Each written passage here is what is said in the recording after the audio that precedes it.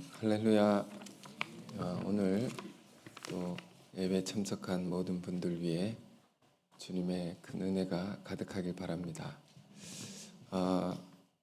네, 교단 창립 기념일을 이제 앞두고 드리는 예배인데, 자, 그래서 오늘 어떤 말씀을 볼까 하다가 마태복음 13장 31절 33절 먼저 보겠습니다. 마태복음 13장 31절에서 33절 찾으신 줄 알고 제가 읽어보겠습니다. 또 비유를 들어 이르시되 천국은 마치 사람이 자기 밭에 갖다 심은 겨자씨 하나를 같으니 이는 모든 씨보다 작은 것이로되 자란 후에는 풀보다 커서 나무가 되매 공중의 새들이 와서 그 가지에 깃들이느니라. 또 비유로 말씀하실 때 천국은 마치 여자가 가루 서말 속에 갖다 넣어 전부 부풀게 한 누룩과 같으니라. 아멘. 자, 하나 더 볼까요? 사도행전 28장 30절 31절 보겠습니다. 바울이 온 이태를 자기 셋집에 머물면서 자기에게 오는 사람을 다 영접하고 하나님의 나라를 전파하며 주 예수 그리스도에 관한 모든 것을 담대하게 거침없이 가르치더라. 아멘. 자, 오늘은 말씀의 제목을 하나님 나라와 예수 그리스도 이렇게 제목 삼아서 여러분과 은혜를 나누겠습니다. 앞서 말씀드린 바와 같이 교단 창립 32주년 앞두고 이 말씀을 우리가 더 깊이 생각하는 오늘이 되길 바랍니다. 두 개의 본문을 읽었는데 하나는 마태복음 13장 예수님이 직접 주신 천국 비유 중에 겨자씨와 누룩 비유죠. 또 다른 하나는 사도행전의 마지막 장면, 사도 바울의 마지막 장면이기도 합니다. 이 사도행전 먼저 우리가 살펴보면 이 마지막 장면은 사도행전 28장인데 굉장히 감동적입니다. 뭐가 그렇게 감동적이냐? 이 사도가 복음을 전하다가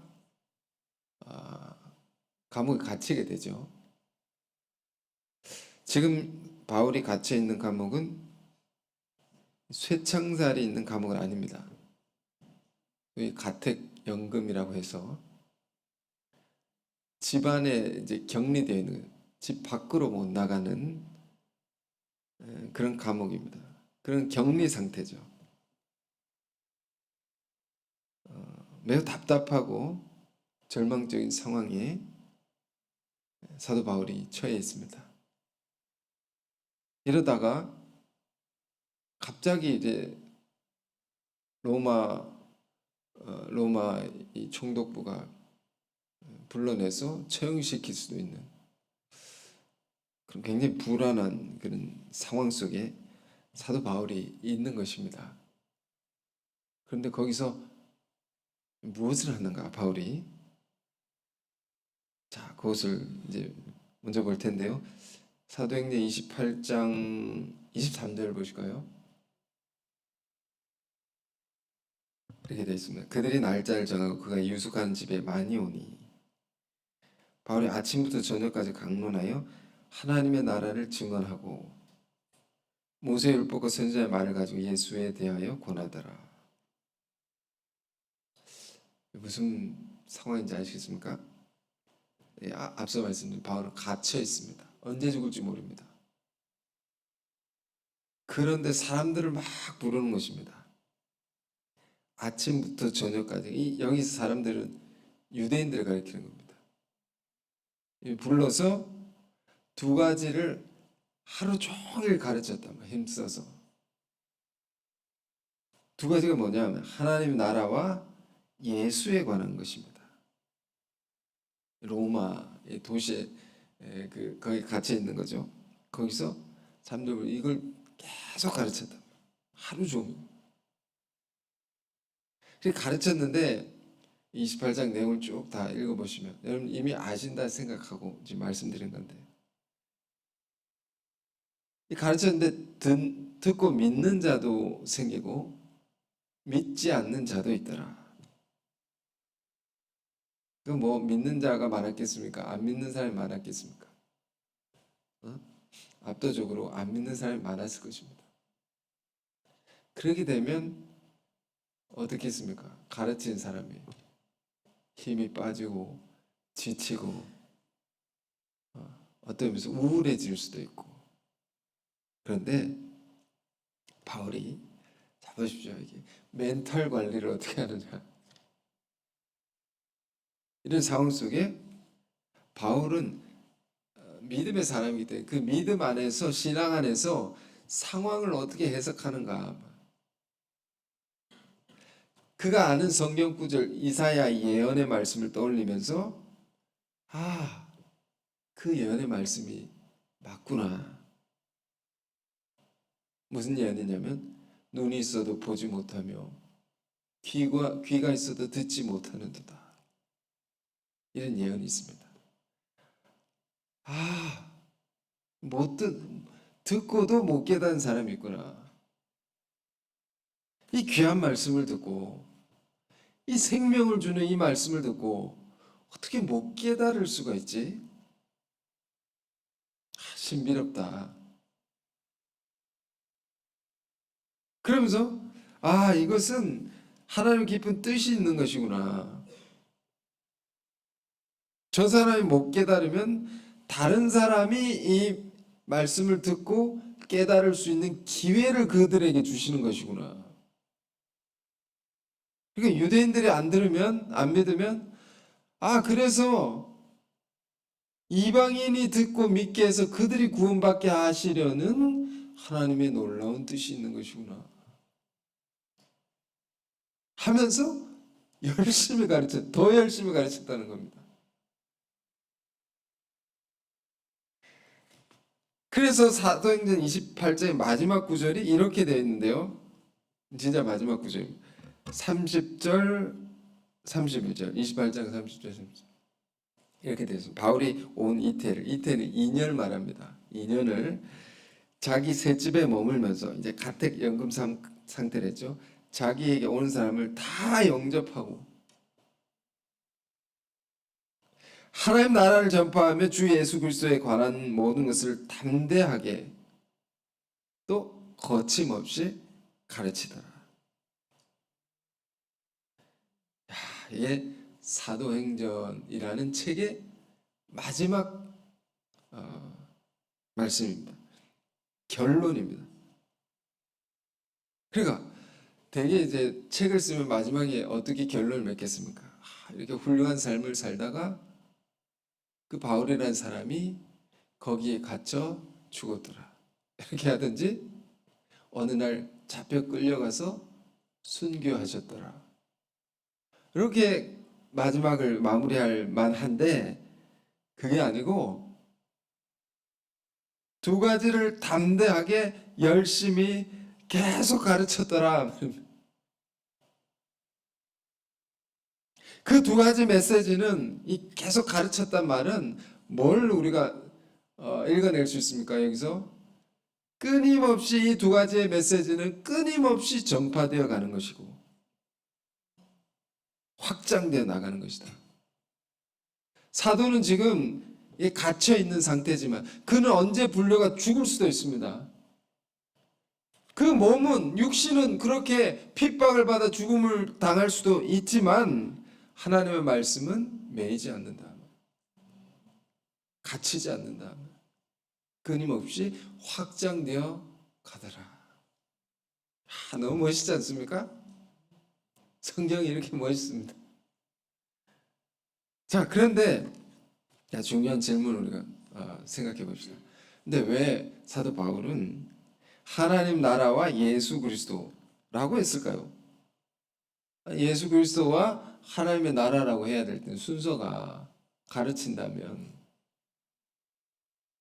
왜 이렇게 거꾸로 성경에 기록해 놨을까? 매우 중요한 포인트입니다. 오늘 설교에. 아니 순서야 뭐 이렇게도 될 수 있고 저렇게도 될 수 있지 않습니까? 라고 말할 수 있지만 아닙니다.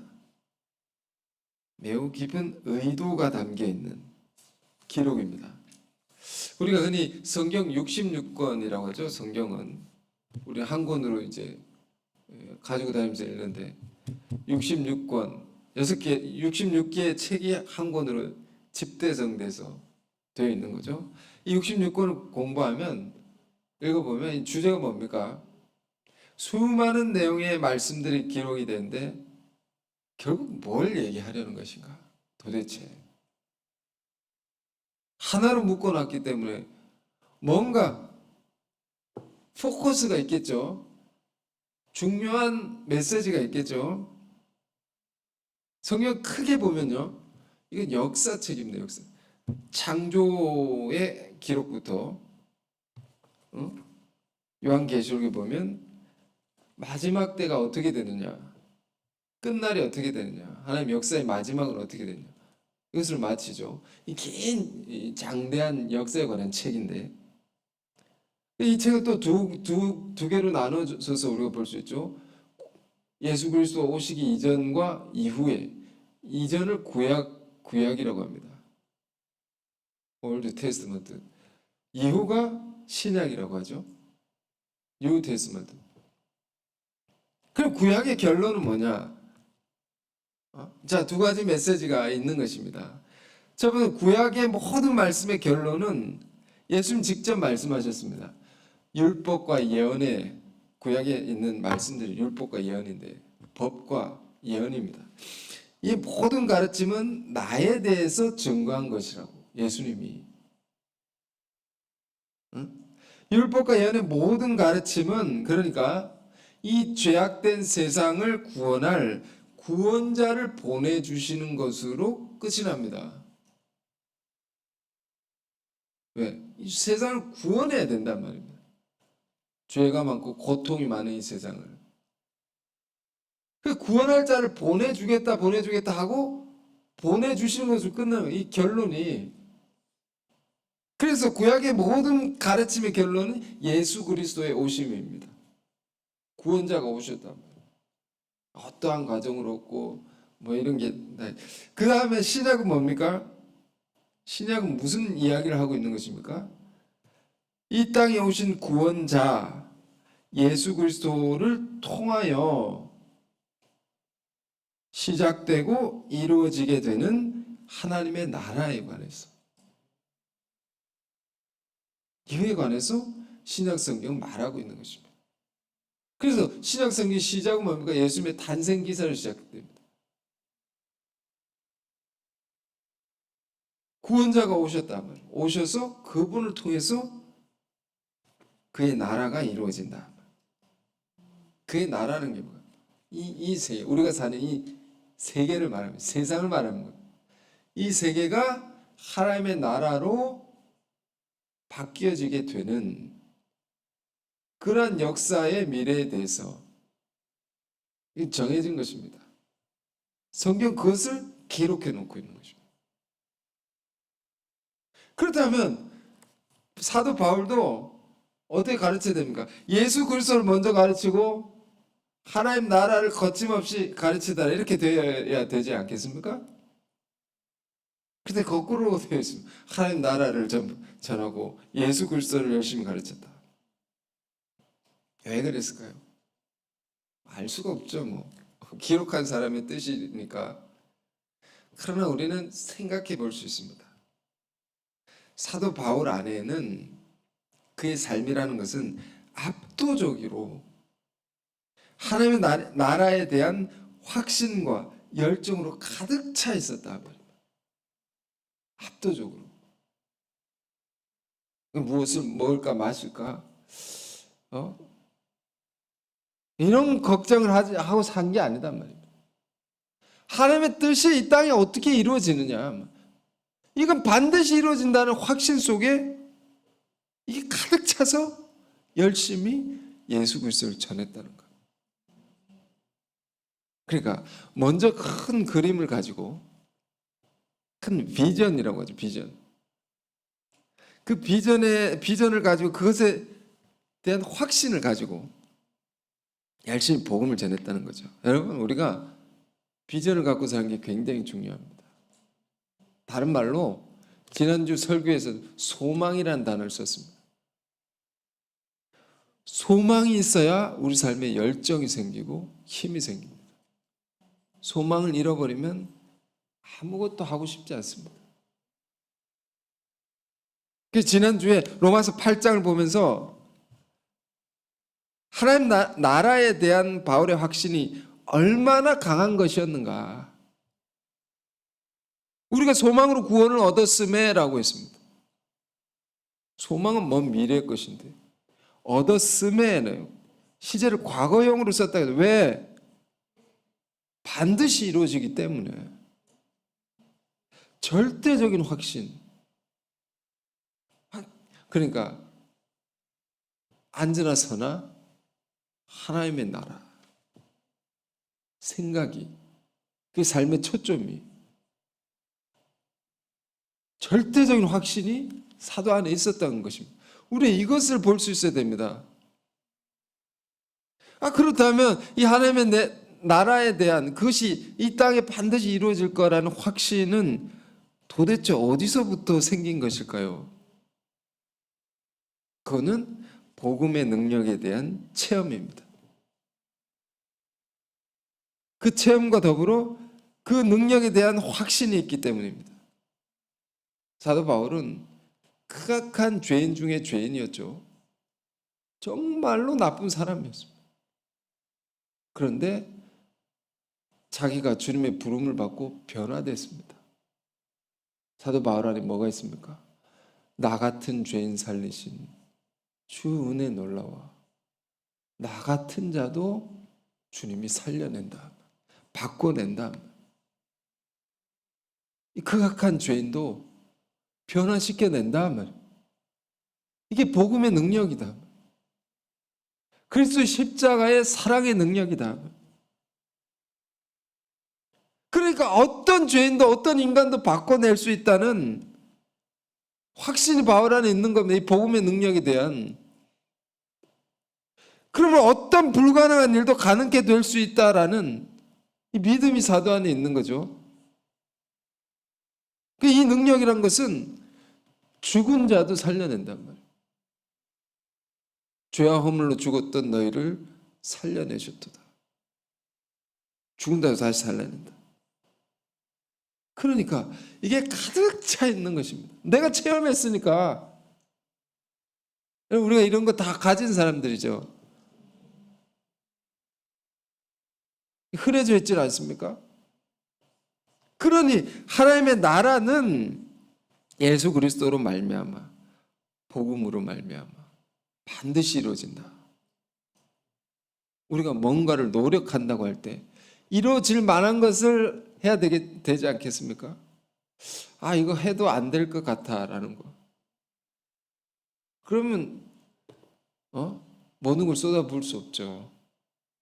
바울은 정말로 된다고 생각했기 때문에 이 확신입니다. 그렇기 때문에 이렇게 살 수 있는 겁니다. 이 마지막 장면처럼 갇혀있는 자리에서도 지치지 않고 담대하게 거침없이 계속 가르쳤다. 내가 내일 언제 죽을지도 모르는데. 무서운 것입니다. 예수님이 처형을 누구에게 당했습니까? 로마 제국의 총독 빌라도의 손을 빌어서 이렇게 처형을 당한 거죠. 바울도 그리 될 수 있는 겁니다. 지극히 불안할 수밖에 없는 상황 속에 이렇게 살았단 말이에요. 마지막 모습이. 이게 감동적인 것입니다. 여러분, 하나님 나라는 무엇으로 이루어진다고요? 복음으로 이루어집니다. 여러분, 이것이 성경이 우리에게, 우리 믿는 자들에게 가르쳐주는 매우 중요한 통찰입니다. 세상의 정치 투쟁, 돈으로도, 금력으로 제도를 바꾸고 온갖 노력으로 해도 하나님 나라 이루어지지 않습니다. 물론 그것이 필요 없다는 것은 아닙니다. 부분적으로 도움이 됩니다. 그러나 근본적으로 바뀌어지지 않습니다. 하나님 나라라고 하면 사실 성경적인 용어라서 믿는 사람들만 생각하고 꿈꾸는 거 아니냐라고 생각하기 쉬운데 그렇지 않습니다. 이 죄악된 세상, 고통 많은 이 세상을 살아가는 모든 이들은 바뀌어지길 원하는 거죠. 바뀌어지길 원한단 말이에요. 그러니까 뭔가 사람이 살만한 세상, 그리움이 있는 거죠. 인간 영혼 안에 다 행복한 세상, 자유로운 세상. 성경이 이렇게 표현했습니다. 상함도 해함도 없는, 상처 주지도 않고 받지도 않고 폭력이 없고 평화로운, 모두가 행복한 세상에 대한 염원, 소망이 믿는 자나 믿지 않는 자나 다 있는 것입니다. 그래서 믿지 않는 자들은 정치를 하고, 왜 정치로 바꿀 수 있다면 대규모 시위를 하고, 어떤 면에서 운동, 무브먼트를 한다면 사회 개혁을 하는 많은 운동들도 있는 거죠. 많은 운동들도. 프로라이프 운동, 반전 운동, 전쟁을 반대하는 운동, 반동성애 운동. 오늘 한국 교회는요, 이 광화문에서 200만의 크리스찬들이 모여서 대규모 예배를 드립니다. 지금 저기는 집회를 합니다. 그거에 대해서 이렇고 저렇고 말이 있지만 뭘 하려는 것인가? 죄악된 세상을 바꾸려는 노력, 모든 인류가 원하는 것입니다. 하나님 나라의 꿈이란 것은 믿는 자들 것만이 아닙니다. 온 인류의 것입니다. 그럼 그걸 도대체 뭘로 이뤄낼 수 있느냐? 이것도 하고 저것도 하고 다 필요한 것입니다. 그러나 제일 중요한 게 뭐냐?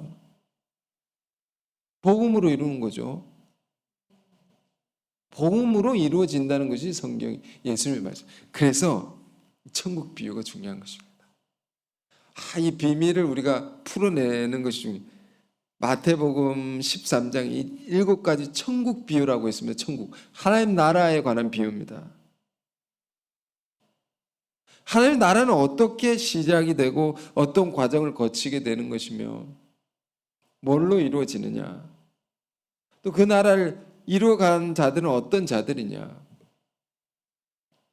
그 나라가 이루어질 때 일어나는 일들은 뭐가 있느냐, 다 가르쳐 줬습니다. 마태복음 13장. 근데 왜 모르죠? 이사야 예언자의 말씀이 맞도다. 눈이 있어도 보지 못하며, 똑같이 읽는데 알지 못하는 겁니다. 귀가 있어도 듣지 못하며, 말씀 들어도 깨닫지 못하는 겁니다. 이게 그 말씀인 것을, 그 뜻인 것을 우린 아는 자들이 되길 원합니다. 그래서 이 천국 비유 제일 처음 시작이 뭡니까? 씨 뿌리는 비유입니다. 씨 뿌리는 비유. 하나님 나라는 뭘로 이루어진다고요? 이 비유로 시작합니다. 씨를 뿌린다. 굉장히 이 분위기가 목가적이고 페스토럴하고, 여기 번역하신 분 돕기 위해서 전원적입니다. 루럴합니다. 피스풀합니다. 아주 이렇게 이 평화로운 그런 분위기 속의 비유로 엄청난 세계를 이루는 그 길을 가르쳐 주는 거죠. 매우 충격적인 말씀이라 할 수 있습니다. 모든 인류가 행복할 수 있는 세상, 상함도 해됨도 없는, 정말 고통이 없는, 죽음이 없는, 계시록에는 죽음이 없다고 했습니다. 육신의 죽음은 죽지만 이 죽음은 죄로 말미암은 것을 말하는 것입니다. 그런 세상은 뭘로 오느냐? 예수님의 비유, 씨 뿌린 자가 뿌리러 나가서 뿌릴세. 이 씨는 하나님 말씀을 가리킵니다. 그 말씀에 제일 중요한 건 복음을 가리키는 겁니다. 복음을 인격화하면 예수 그리스도이신 것입니다. 그걸 뿌린단 말입니다. 어디다 뿌리냐? 여기다 뿌리는 거죠. 여기. 우리 뭐라고 할까요? 마음이라고 합니다. 마음에다가 복음을 뿌린단 말이에요. 이게 밭입니다. 이 밭에다가 뿌립니다. 인간 영혼의 마음의 밭에다가 예수 그리스도를 심는 겁니다. 그분의 우리를 향한 놀라운 사랑을 가슴에 심는 겁니다. 이게 뿌려져야 됩니다. 하나님의 나라는 위대한 역사는 여기서부터 시작된다. 여기서부터 하나님 나라가 이루어져야지 이 외적인 세계도 하나님 나라가 이루어진단 말입니다. 그러니까 제일 중요한 게 뭡니까? 말씀으로 은혜 받아야 됩니다. 성령을 받아야 됩니다. 개개인이. 그런 사람들이 일을 해야 됩니다. 그런 사람들이 정치를 해야 됩니다. 그런 사람들이 의료계에 들어가야 되고, 그런 사람들이 언론을 하고, 그래야 세상이 바뀌어진단 말이에요. 그러니까 하나님 나라는 뭘로 이루어진다고요? 씨로 하나님 말씀의 복음으로 이루어지는데, 그 복음을 받은 사람들, 하나님의 백성들이면 천국의 백성들, 그 백성들을 통해서 이루어진단 말입니다. 근데 이 사람들이 어떤 사람들이냐? 복음을 받은 사람들이, 우리가 성경을 보면 정말 보잘것없는 사람, 산상수훈이라는 것이 산 위에 모여있는 예수님의 제자들에게 이 말씀을 선포한 것인데, 천국 복음을 전한 것인데, 정말 가진 것 없고, 한국말 하면 안 됩니다. 번역이 어려서. 그래도 하고 싶습니다. 돈도 없고 백도 없는 사람들, 비천한 사람들, 못 배운 사람들, 이런 사람에게 예수님 복음을 가르친 것입니다. 정말 힘없어 보이고 보잘것없어 보이지만, 그러나 이 놀라운 하나님의 역사는 이런 사람들을 통해서 이루어지게 된 것입니다. 이들이 세상을 변혁시켜낸 주역이다 말입니다. 그러니 사람이 하는 역사가 아니죠. 하나님의 역사인 것입니다. 그러므로 그 처음에는 자꾸 보잘것없다는 겁니다. 말씀 들은 사람들이, 크리스천들이, 교회 역사도 보면 늘 핍박받고 늘 멸시를 받고 늘 억압당하는 사람들이 그리스도인들이었습니다. 자, 그걸 말해주는 것이 겨자씨의 비유고 누룩의 비유입니다. 자, 여러분, 우리가 이 말씀 많이 들었지만, 우리가 이제 교회 창립 기념일 앞두고, 교단 총회 앞두고 32주년 맞으면서 이 말씀이 우리에게 좀 더 새롭게 다가오기를 저는 바랍니다. 이 비유는 정말로 우리 교회 공동체의 32년의 역사를 참 그대로 반영한 말씀을 생각합니다. 그렇죠?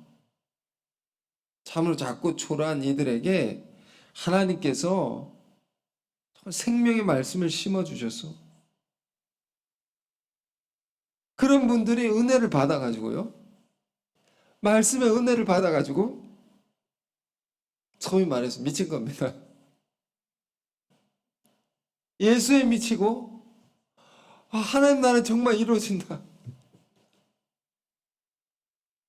확신에 차서 전도를 하고 일을 하고 교회를 세우고 학교를 세우고 병원을 세우고 회사를 세운 것입니다. 그게 우리 교회입니다. 정말로 초라한 사람들이. 지금 어떻게 되었습니까? 어마어마하게 커졌죠.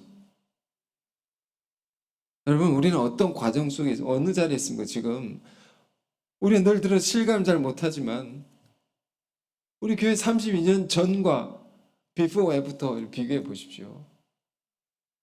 비교할 수 없습니다. 전 세계 파송된 수많은 선교사님들과 그분들을 통해서 세운 수많은 기관과 단체, 교회, 어마어마하게 커진 거죠. 비교할 수 없다. 그게 하나님의 역사가 아니고 무엇이겠느냐. 그러니까 우리가 뭘 생각해야 됩니까? 성경이 말하는 하나님 나라는 두루뭉술한 세계가 아니다 말입니다. 현실적인 것이고 그 역사는 실제로 지금 진행되고 있는 하나님 나라는 이루어지고 있다라는 겁니다.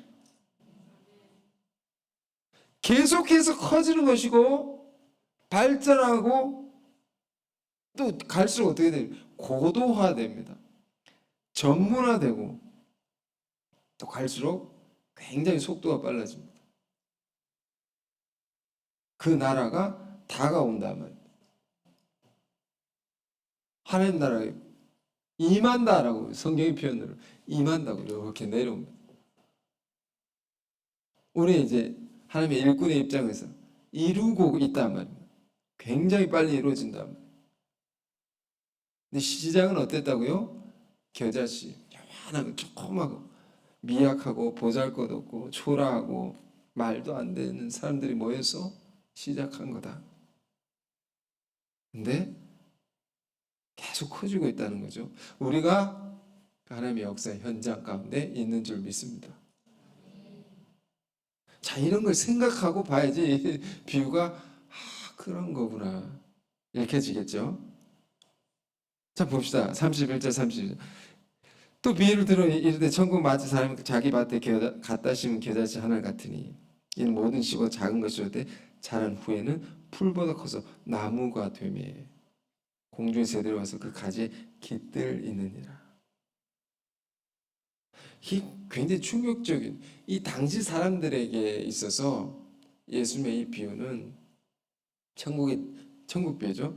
굉장히 충격적. 왜 충격적이냐? 이 비유가 선포된 상황이 있어, 시대 상황 속에 말씀이 전해지는 것이기 때문에. 그 어떤 상황이 있었느냐?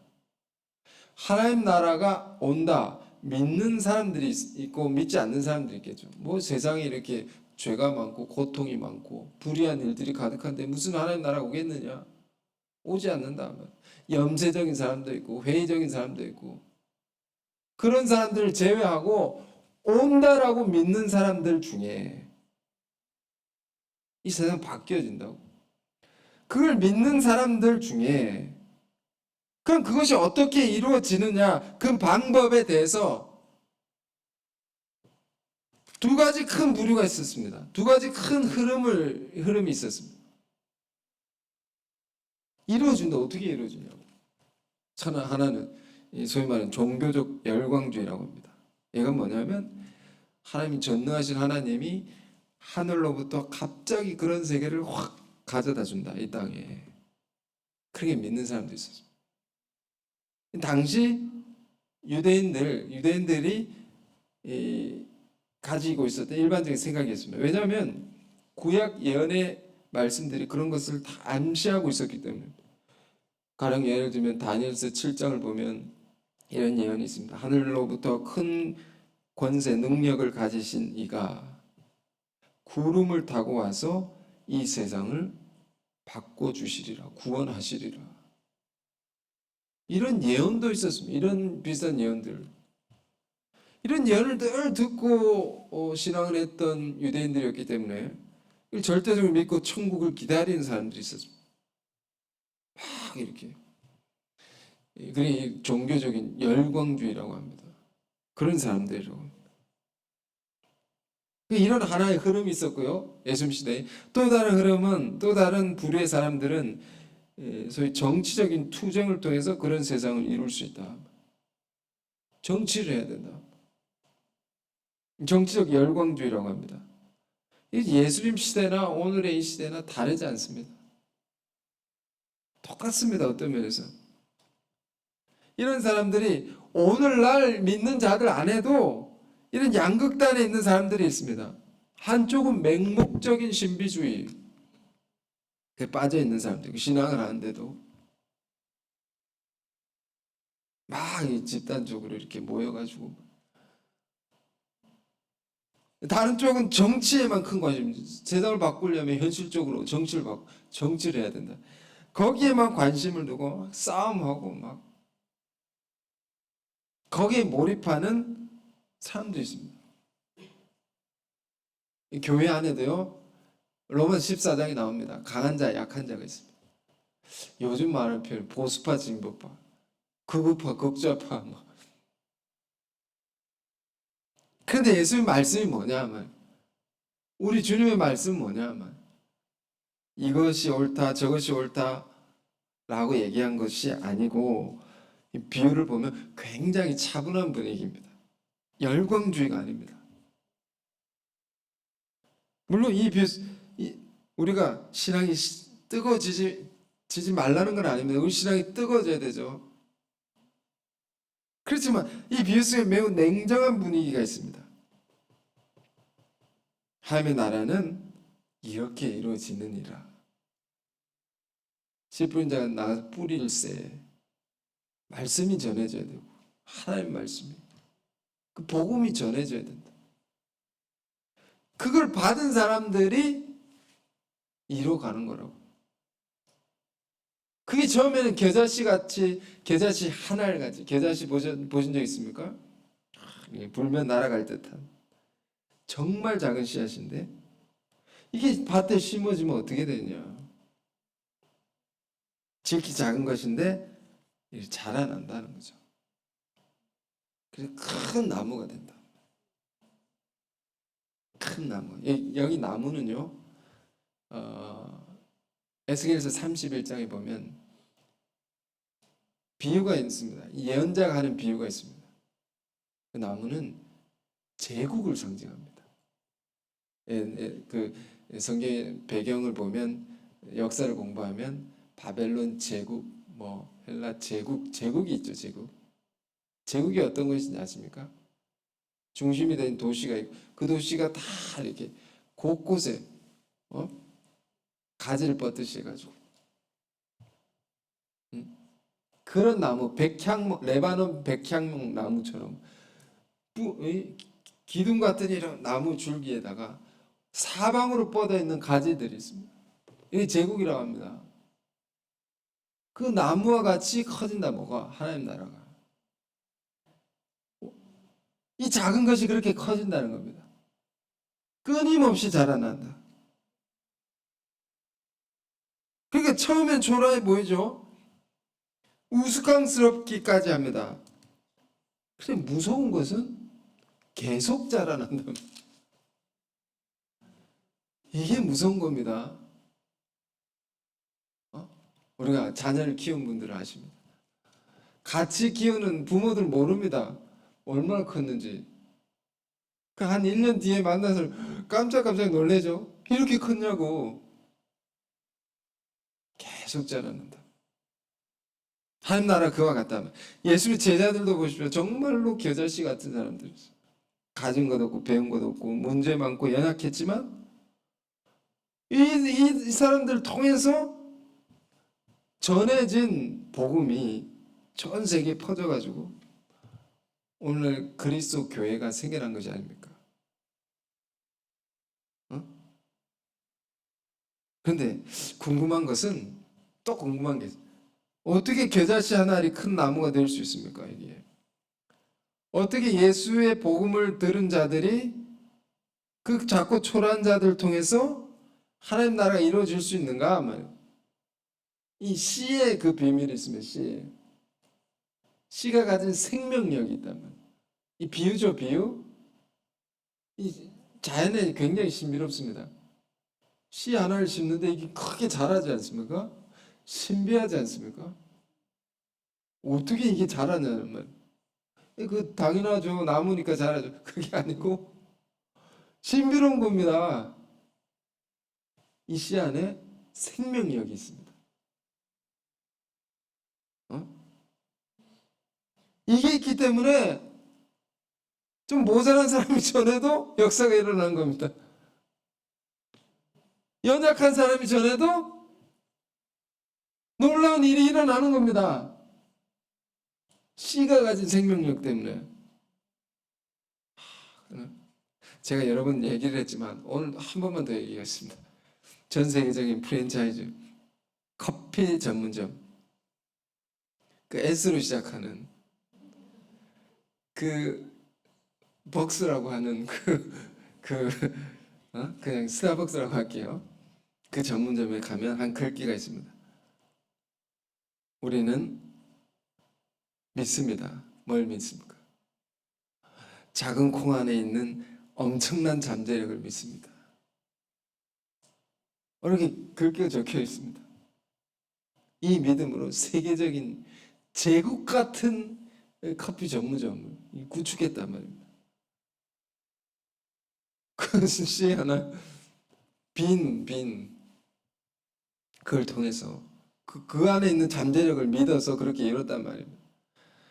아니 썩어 없어질 씨 안에 있는 잠재력을 믿어도 그 놀라운 세계를 이루는데 하물며 베드로 사도는 표현했습니다. 썩지 아니할 씨라고. 하나님 말씀은 이 복음 안에 있는 잠재력, 생명력이라는 것은 우리 더 말할 것도 없이 큰 것이 아니겠는가?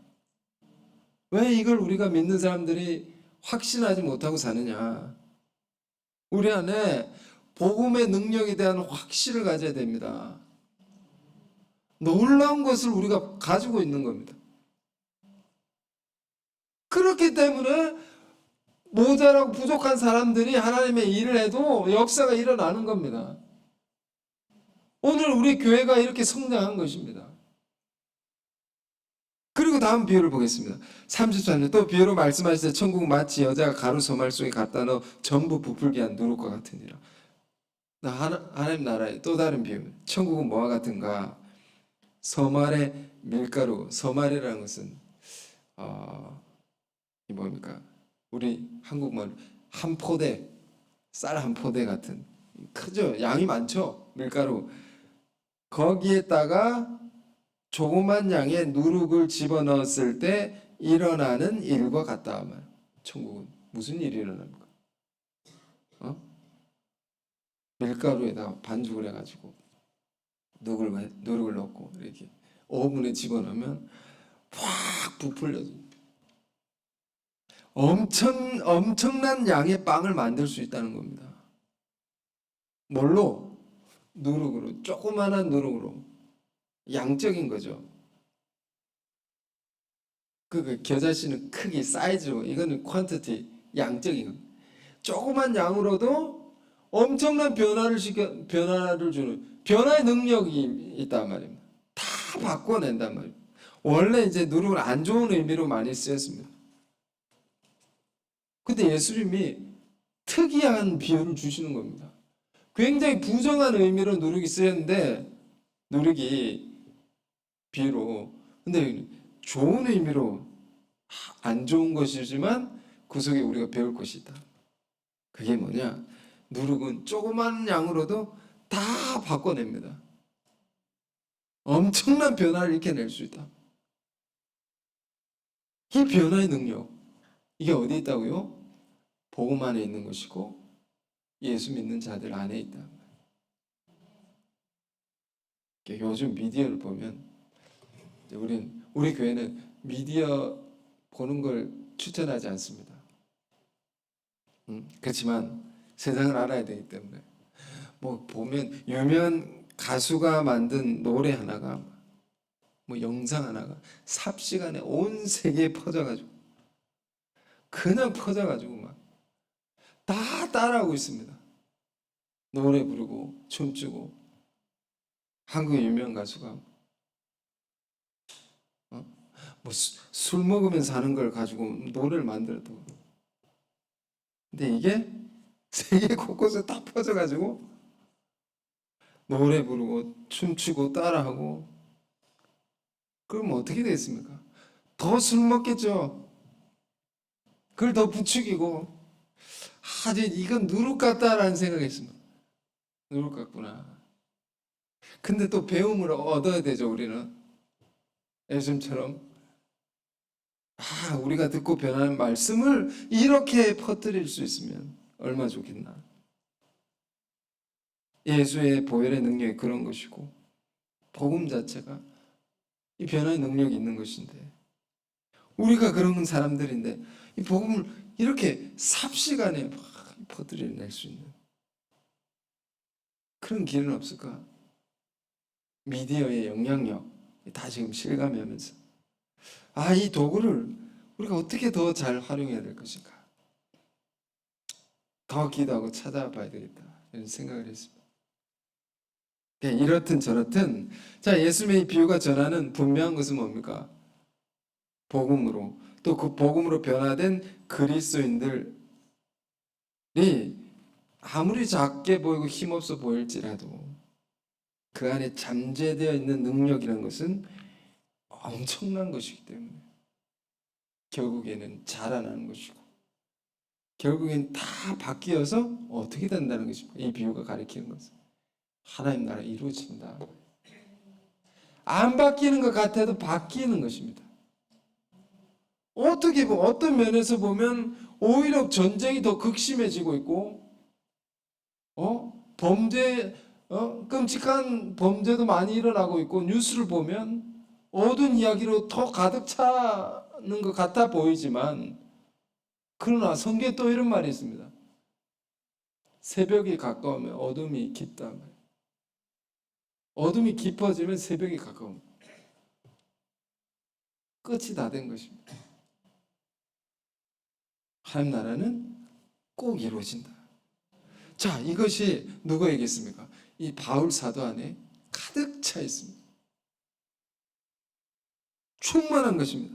갇혀 있는 중에서도, 언제 끌려가 처형을 당할지 모르는 상황에서도 불안해하지 않고, 절망하지 않고, 지쳐 쓰러지지 않고, 아침부터 저녁까지 담대하게 거침없이 계속 가르쳤다. 이 장면 다시 마지막으로 읽겠습니다. 30절 31절. 바울이 온 이태를 자기 새 집에 머물면서 자기에게 온 사람을 다 영접하고 하나님 나라를 전파하며 주 예수 그리스도에 관한 모든 것을 담대하게 거침없이 가르치더라.